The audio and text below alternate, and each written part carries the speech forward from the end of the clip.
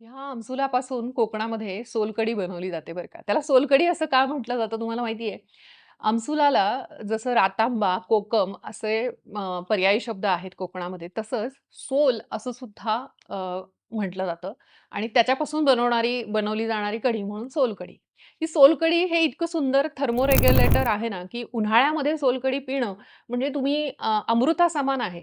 थर्मोरेग्युलेटरचा अर्थ काय, की ते शरीरातली उष्णता जी आहे ती नियंत्रित करतं. भारतासारख्या प्रदेशामध्ये जिथे खूप उन्हाळा कडक असतो, तिथे सोलकढी घेणं सारखं सुखद सुख नाही. एवढं मात्र आहे सोलकढी बनवताना ती कशी बनवली पाहिजे, हे फार महत्वाचं.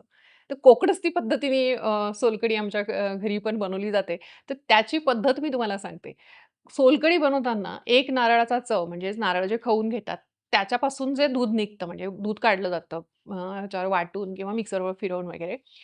ते दूध जेवढं निघेल तेवढं त्याच्यामध्ये आमसुलाचं जे आगळ असतं ते टाकायचं, कोकम आगळ ते टाकायचं किंवा आमसुलाचा रस आपण त्याला म्हणू शकतो, ते टाकायचा असतो आणि त्याच्यामध्ये अगदी 2 ते 3 लसणाच्या पाकळ्या टाकायच्या.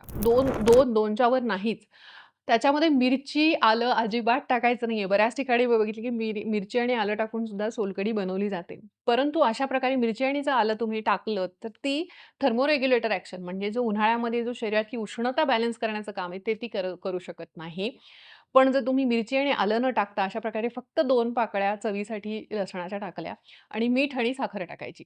अशी सुंदर एकदम माईल्ड इतकं स्वर्गसुख देणारं हे पेय आहे ना, तर ते जर तुम्ही प्यायला तर तुम्ही कोल्ड ड्रिंक्स विसरून जाल उन्हाळ्यातले आणि इतर आर्टिफिशियल ज्युसेस सुद्धा जे हानिकारक असतात, ते विसरून जाल. इतकं सुंदर हे पेय जे केसांसाठी चांगली आहे सोलकढी, त्वचेसाठी चांगली आहे आणि शरीरातलं पित्त आणि उष्णता बॅलन्स करण्यासाठी चांगली आहे. परंतु ती अशा पद्धतीने करून घेतली पाहिजे.